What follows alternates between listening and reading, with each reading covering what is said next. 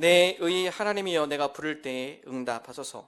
곤란 중에 나를 너그럽게 하셨사오니 내게 은혜를 베푸사 나의 기도를 들으소서.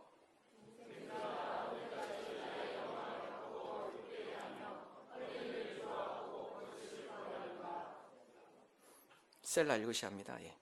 여호와께서 자기를 위하여 경건한 자를 택하신 줄 너희가 알지어다. 내가 그를 부를 때에 여호와께서 들으시리로다.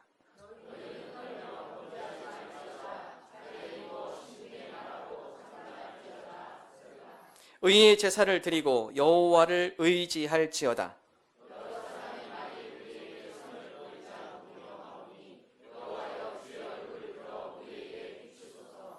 주께서 내 마음에 두신 기쁨은 그들의 곡식과 새 포도주가 풍성할 때보다 더하니이다.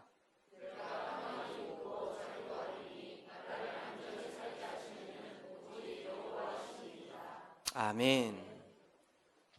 시편 말씀 읽다 보면 히브리어로 셀라라는 단어를 우리가 종종 보게 됩니다. 그 의미는 우리나라 국어가면 얼쑤, 좋다, 추임새 듣는 거죠. 시편도 시로 된 말씀이기 때문에 구절구절마다 그 시편의 내용을 더 돋구기 위하여서 셀라라는 의성어를 넣고 있습니다.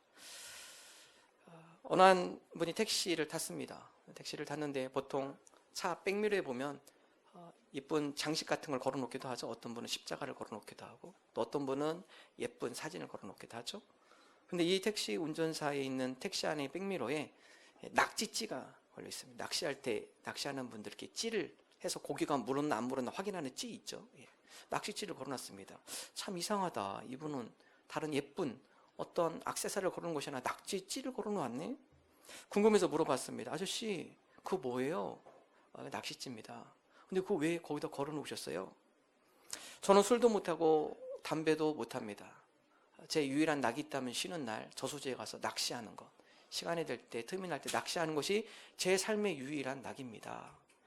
때로는 일하다 지치고 힘들면 이 낚시찌를 바라보면서 미리 낚시장에 가서 낚시할 것을 상상하며 나 혼자만의 기쁨의 충전법을 하고 있습니다. 이렇게 재미있는 충전법이죠. 이뿐만 아니라 많은 분들이 자기 삶 가운데, 일상 가운데, 자기 삶 가운데 소소한 기쁨을 줄 수 있는 그러한 취미 활동을 합니다. 남성분들은, 운동을 좋아하시는 분들은 배드민턴, 자전거, 테니스, 탁구, 여러 운동을 통해서 소소한 즐거움을 느끼죠. 일하다가 힘들고 어려우면 잠시 일의 자리에서 떠나서 자기의 마음에 즐거움을 줄 수 있는 소소한 기쁨을 하기도 합니다. 우리 자전거 좋아하시는 분 얘기 들어보니까요, 힘들고 어려울 때 옆에서 누가 막 뭐라고 하면 자전거 생각하신다고 하더라고요. 옆에서 막 뭐라고 하면 그래, 자전거를 신나게 달리는 거야. 그러면 그 이야기도 그렇게 마음에 상처가 안 되면서 건강에도 좋고 자기의 기분을 전환할 수 있는 좋은 취미가 된다라는 이야기를 했습니다. 우리 여성분들은 커피 타임, 새로운 사람들과 만나서 커피를 마시면서 수다를 떠시고 이야기를 나누고 그러면서 약간 기분의 전환이 되죠. 캠핑을 좋아하시는 분들, 여행을 좋아하시는 분들, 또 화초를 키우시는 분들, 음악을 하시는 분들, 일상 가운데 자기의 삶 가운데 재미있는 충전법, 삶 가운데 자기 삶의 기분을 전환할 수 있는 다양한 일들을 하고 있는 것을 우리는 주변에서 볼 수 있습니다. 우리가 이러한 것들을 외적인 기쁨이라고 표현을 합니다. 주변 여건과 환경을 통해서 우리 마음 가운데, 삶 가운데 작은 즐거움을 찾는 기쁨, 이것을 외적인 기쁨이라고 표현합니다. 그러나 오늘 성경 말씀은 외적인 기쁨에 대해서 얘기하는 것이 아니라 외적인 기쁨이 우리에게 줄 수 없는 내적인 기쁨, 영적인 기쁨에 대해서 우리에게 말씀해 주고 있습니다. 분명한 것은 외적인 기쁨이, 주변 여건과 환경에 대한 기쁨이 우리 영혼의 만족과 우리 마음속 깊은 곳에 마음의 기쁨을 줄 수 없다라는 것입니다. 외적인 기쁨이 내적인 만족을 줄 수 없다는 사실이죠. 그래서 오늘 말씀 다윗은 다음과 같이 고백을 하고 있습니다. 7절의 말씀 우리 함께 한 목소리로 읽겠습니다. 주께서 내 마음에 두신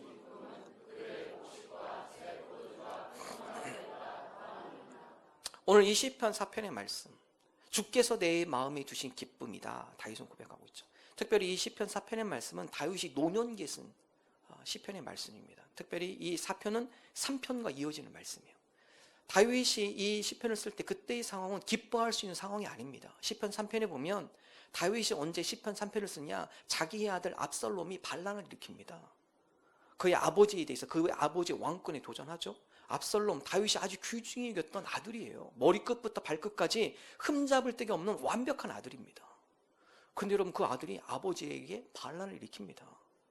그가 다윗성 앞에 서서 많은 이스라엘 사람들이 다윗 왕에게 나아가서 그들의 재판할 것을 요구할 때 압살롬이 문 앞에서 다 자기한테 오라고 그래요. 야, 우리 아버지 지금 바빠. 못 가니까 나한테 얘기해. 내가 옳고 그름을 분별해 줄게. 나한테 얘기해. 여러분, 이렇게 시간이 되다 보니까 이스라엘 사람들 마음이 압살롬한테 다 쏠렸습니다. 나는 다윗 왕을 만나러 갔는데 다윗 왕을 만날 수 없더라. 대신 그의 아들 압살롬이 우리의 모든 이야기를 다 들어주더라. 그리고 거기에 대해서 정확한 분별력으로, 판단력으로 우리에게 답을 주더라. 성경에 보면 이스라엘 백성이 마음이 압살롬이 다 가있다 확인할 때 압살롬이 반란을 일으킵니다. 됐다, 이제 이스라엘 백성을 내가 마음을 얻었고 그들로 하여금 반란을 일으키면 성공하겠구나. 반란을 일으키죠. 다윗이 어떻게 하죠? 신발도 못 신고 도망갑니다. 머리를 뒤집어 쓰고 신발도 못 신고 급작스럽게 자기의 아들과 더불어 주변에 있는 자기의 충신들, 그들이 반란을 일으켜서 다윗을 잡으려고 하니 다윗과 일부의 사람들이 불이 나게 도망가게 되는 거죠. 그때 지은 시가 시편 3편입니다. 하나님, 내 주변에 원수가 왜 이리 많습니까? 하나님께서 기름 부은 세우신 이 왕에 도전하는 이들이 왜 이렇게 많이 있습니까? 하나님, 나의 원수들로부터 나를 지켜주옵소서. 그들에게 주님께서 복수하여 주옵소서. 그들로 하여금 주님께서 심판하여 주옵소서. 시편 3편이 바로 압살롬이 반란 일으킨 비탄한 심울한 마음을 가지고 하나님 앞에 하소연 시이죠. 시편 4편도 3편과 연결된 말씀이에요. 근데 여러분, 다윗이 무엇으로 고백하고 있죠? 그의 노년에 그 반란을 일으킨 그 상황 가운데 주께서 내 마음에 기쁨을 주시더라. 주변의 여건, 환경은 기뻐할 수 있는 상황이 아니에요. 여러분, 다윗은 이것을 어렸을 적부터 체험한 사람입니다. 사울로 하여금 죽음의 위기를 많이 직면했죠. 다른 이방 적들로 하여금 전투 가운데 죽음의 위기를 많이 직면했죠. 그러나 그러한 여러 위기와 어려움 가운데 하나님께서 나에게 기가 막힐 길을 피하게 하시더라. 나로 하여금 그들의 적에 사로잡히지 않도록 하나님께서 나로 하여금 보호하여 주시고 방패가 되어주셨고 산성이 되어주셨다. 여러분, 이것이 다윗의 고백입니다. 다윗의 여건과 환경 기뻐할 수 없는 상황이었어요. 만약에 우리의 기쁨이 주변의 여건과 환경에 이에 좌우가 된다면 다윗은 이런 고백을 할 수가 없죠. 열악한 환경이었습니다. 비참한 환경이었습니다. 억울한 환경이었습니다. 화가 나는 환경이었습니다. 그러나 그 가운데 다윗이 그의 기쁨의 마음을 빼앗기지 않아요. 주님, 외적인 환경으로 인해서 내가 기뻐하는 것이 아니라 오늘 주님께서 나와 함께 하심으로, 주님께서 내 마음의 영적인 만족, 내 마음에 깊은 곳에 기쁨을 주시기에 내가 기뻐할 수 있습니다. 표현하고 있죠. 여러분, 사도 바울도 똑같은 표현을 해요. 성경에 보면 기쁨의 서신이라고 빌립보서를 이야기합니다. 빌립보서에 보면요, 기쁨이라는 단어가 16회 나옵니다. 기쁨이라는 단어가 아주 많이 나와요. 삶 가운데 기쁨을 잃어버리신 분들, 우울하신 분들 빌립보서 많이 읽으세요. 빌립보서 핵심의 주제, 빌립보서 4장 4절인데요. 함께 한 목소리로 읽겠습니다. 주 안에서 항상 기뻐하라. 내가 다시 말하노니. 사도 바울은 빌립보서를 쓰면서 빌립보에 있는 교인들에게 기뻐하라. 주 안에서 기뻐하라. 항상 기뻐하라. 그리스도께서 너희를 향해서 이루실 놀라운 일들에 있어 기뻐하라. 기쁨에 대한 단어를 강조하고 있어요. 근데 여러분, 놀랍게도요, 빌립보서를 쓴 사도 바울은 어디 있었을까요? 감옥에 있었어요. 감옥. 에베소서, 빌립보서, 골로새서, 이거 옥중서신이라고 하거든요. 사도 바울이 깊은 감옥 속에 갇히면서 그 가운데 에베소에 있는 교인들, 빌립보에 있는 교인들, 골로새에 있는 교인들에게 쓴 편지가 옥중서신이에요.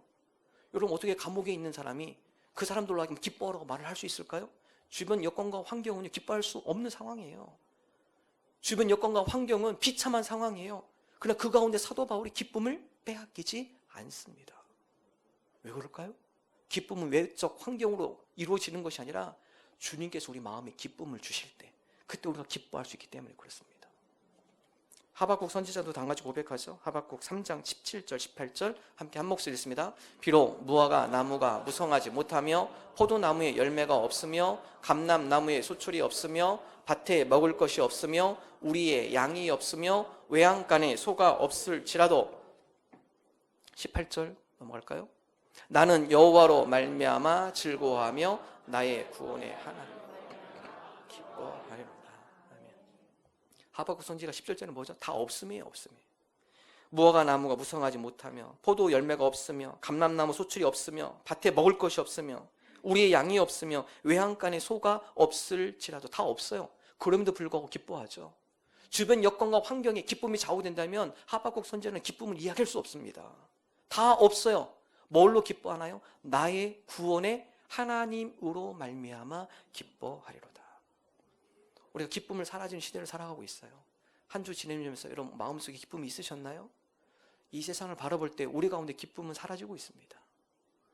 그러나 성경 우리로 하여금 우리 마음에 큰 기쁨을 주시는 분이 나의 구원의 하나님을 우리에게 선포하고 있습니다. 기쁨이 사라지는 이 시대 가운데 구원의 하나님으로 말미암아 기쁨을 누리는 저와 여러분 되시기를 주님의 이름으로 축원합니다. 특별히 다윗은 이 기쁨의 정도가 어느 정도인가? 이 기쁨은 이루 표현할 수 없는 기쁨이라고 표현하고 있죠. 다시 7절 한번 볼까요? 시편 4편 7절 다시 함께 한번 읽어보겠습니다. 주께서 내 마음에 두신 기쁨은 그들의 곡식과 새 포도주가 풍성할 때보다 더하니이다. 이 기쁨이 얼마나 큰지요. 새 포도주, 곡식 이것이 풍성할 때보다 주님께서 내 마음에 기쁨을 주실 때 그 기쁨이 더 크다고 표현하고 있어요. 여러분 다윗 이 시대는 농경사회입니다. 농경사의 가장 큰 기쁨은요 추수의 기쁨이에요. 추수의 기쁨. 수많은 곡식을 풍성하게 얻었을 때 그 기쁨이 그의 삶 가운데 그 당시 상황 가운데 최고의 큰 기쁨이 이 땅 가운데 누릴 수 있는 최고의 기쁨입니다. 풍성한 포도주를 열매를 맺었을 때 그때가 그들에게는 최고의 기쁨이에요. 여러분 우리나라도요 우리나라뿐만 아니라 전 세계적으로도 우리가 하루 3끼 먹는 것은요 50년도 안 됩니다. 50년 그 이전에는 하루에 2끼 먹는 게 힘들었죠.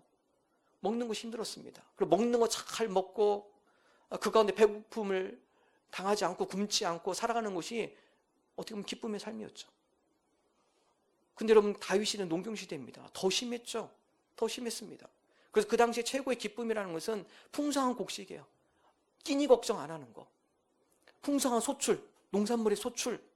여러분 그것이 그 당시 최고의 기쁨이에요. 그런데 오늘 주님께서 내 마음에 주신 기쁨이 풍성한 곡식, 풍성한 포도 열매보다 더 기쁘도다. 외적인 기쁨이 아니라 내적인 기쁨이에요. 하나님께서 우리 영혼 가운데 주시는 기쁨. 그 기쁨은 이 세상에서 얻을 수 있는 기쁨과 비교가 되지 않더라. 이 세상에 어떤 것을 누려도 주님께서 주시는 그 기쁨을 따라올 수 없더라. 여러분 다윗은 다 누렸잖아요. 부귀 영화를 누렸습니다. 권력을 누렸습니다. 그의 노년에 그가 고백한 기쁨은 이 세상에서 얻는 기쁨이 아니라 주님께서 주시는 기쁨을 다윗은 고백을 하고 있습니다. 찬송가 325장에 다음같이 표현하고 있죠. 너무나 잘 표현하고 있습니다. 예수가 함께 계시니 시험이 오나 겁없네. 기쁨의 근원 되시는 예수를 위해 삽시다. 기쁨의 뭐요? 기쁨의 근원. 기쁨의 근원이 누가 된다고요? 예수님이에요. 예수님.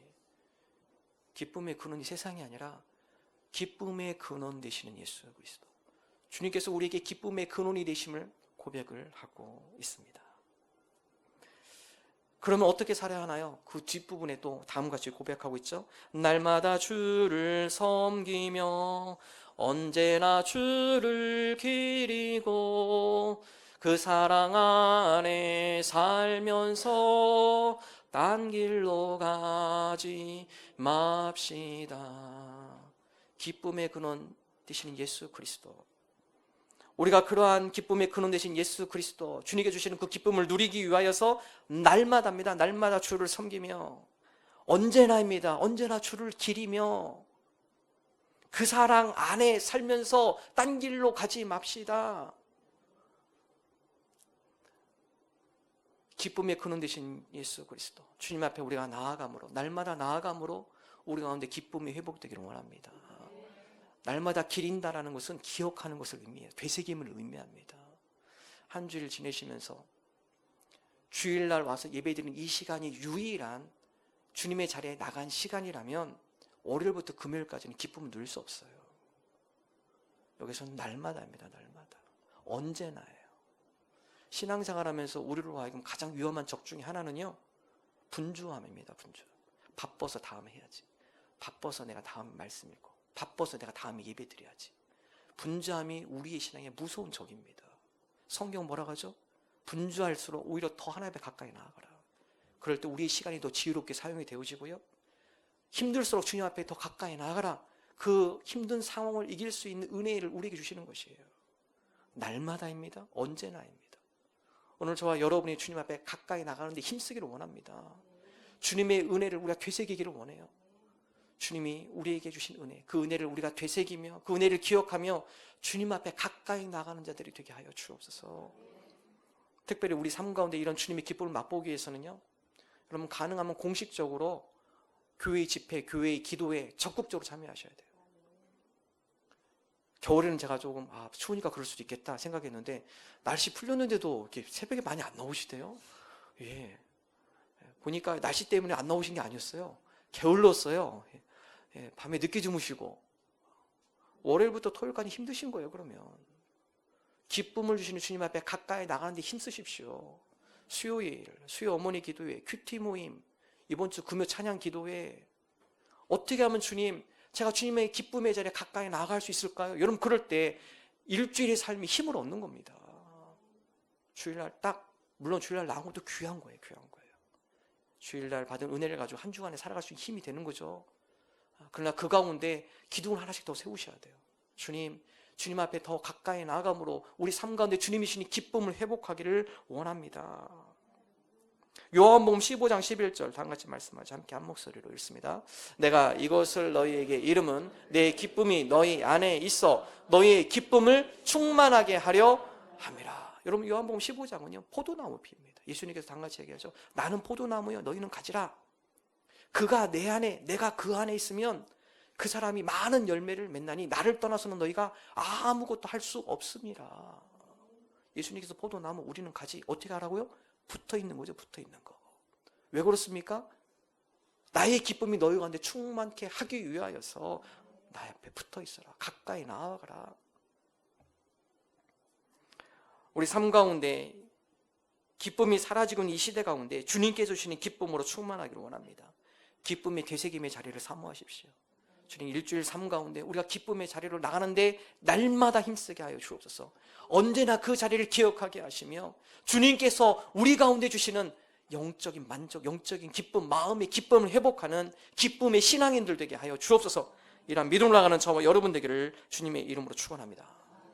두 번째, 다윗은 기쁨과 더불어서요 평안을 이야기합니다. 여러분 다윗이 평안할 수 있는 상황이 아니잖아요. 근데 다윗이 다음 가지 고백하죠. 8절입니다. 함께 한 목소리 읽습니다. 내가 평안히 눕고 자기도 하리니 나를 안전히 살게 하시는 이는 오직 여호와이시니이다. 그럼 다윗 상황은 평안한 상황이 아니에요. 신발도 못 신고 도망가는데 뒤에서 급작스럽게 가까이 추격하고 오고 있는데 어디서 편안히 잠을 자요.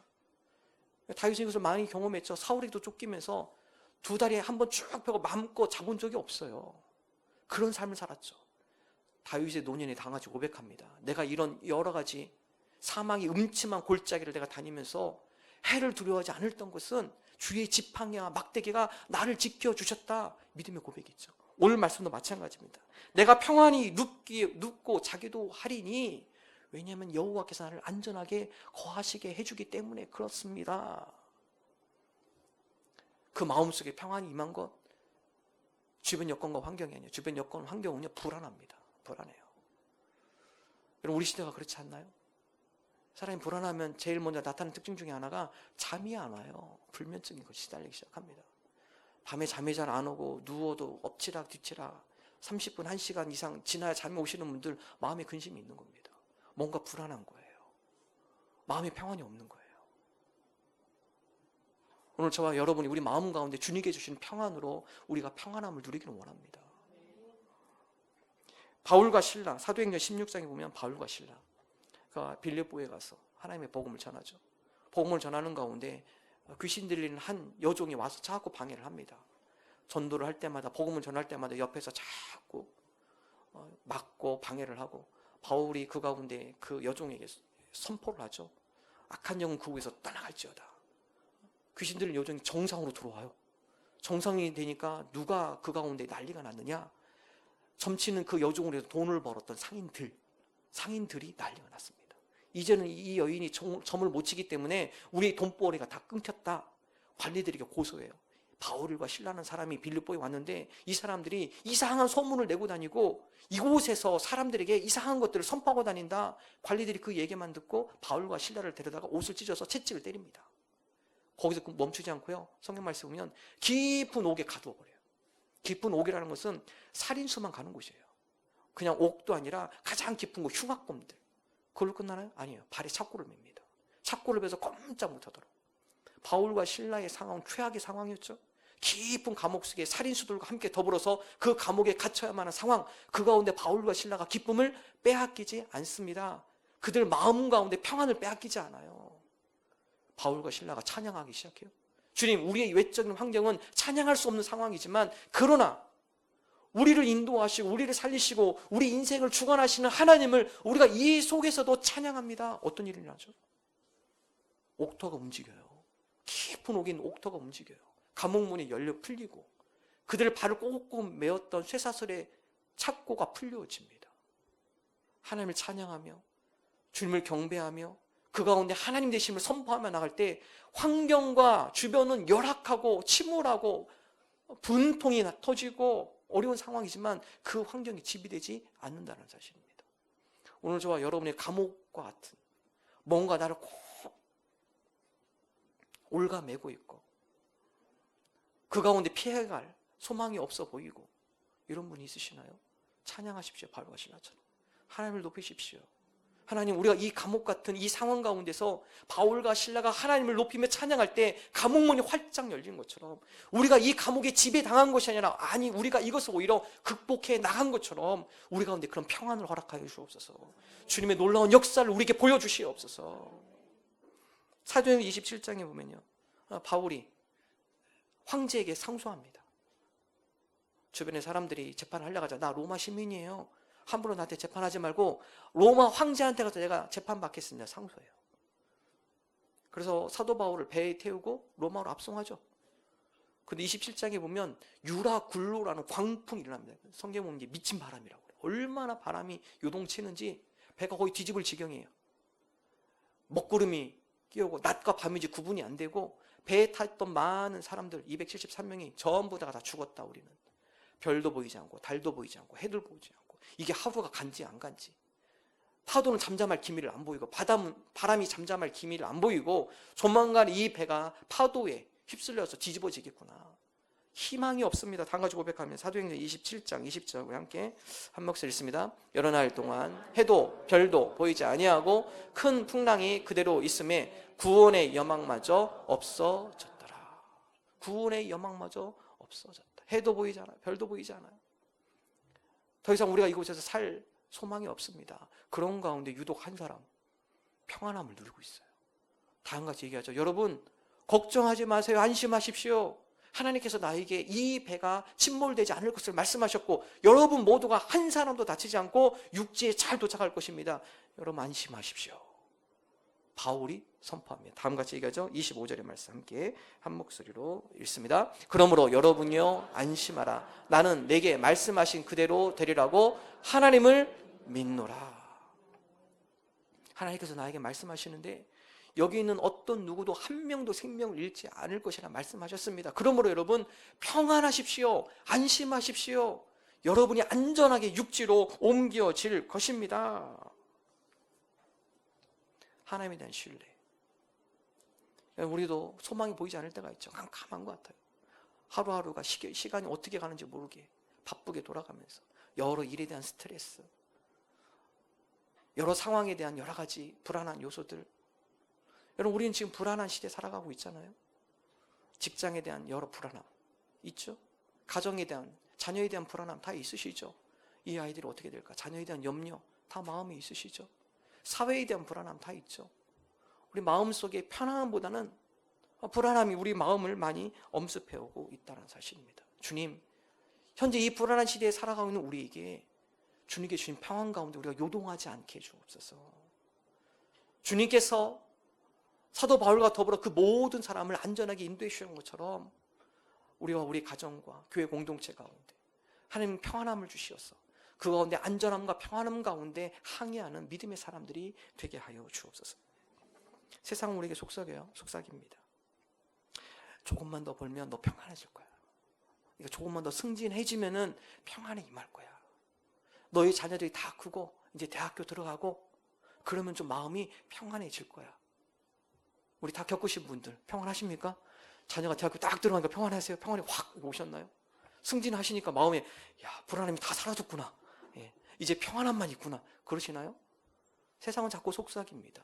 돈이 좀 더 많으면 너 평안해져?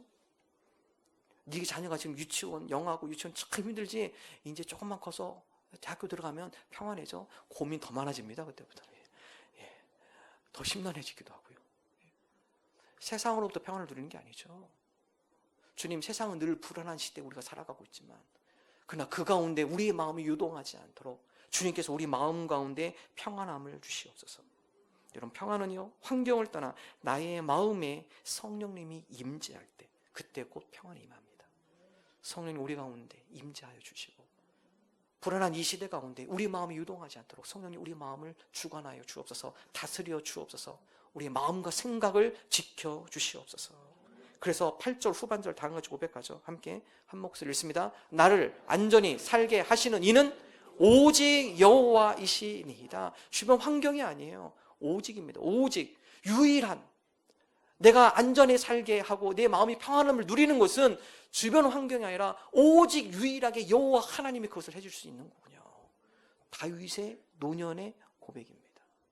모든 걸 다 누려봤던 다윗의 고백이에요. 오늘 저와 여러분이 다윗의 믿음의 고백을 배우기를 원합니다. 주님, 외적인 평안, 외적인 기쁨, 하나님, 우리가 그것 붙잡고 살아가는 것이 아니라 환경이 어떠한 상황이라도 그 가운데 주님께 주시는 기쁨과 평안을 누리는 그런 하나님 나라 백성이 되게 하여 주옵소서. 요한복음 14장 27절 함께 한 목소리 읽습니다.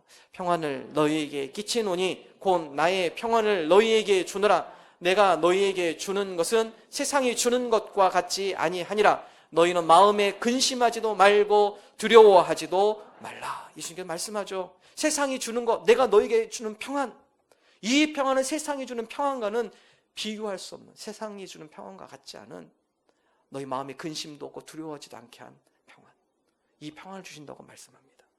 바로 그러한 평안을 누리는 자, 편안한 잠을 누릴 수 있죠. 시편 127편 2절 후반에 한번 읽어볼까요? 한 목소리 읽습니다. 그러므로 여호와께서 그의 사랑하시는 자에게는 잠을 주시는도다. 잠을 준다는 것은요, 마음의 평안함을 만드는 겁니다. 주변 여건과 환경 불안해요 다. 그러나 그럼에도 불구하고 마음의 평정을 유지하며 평안함을 유지하며 휩쓸리지 않는다는 것이죠.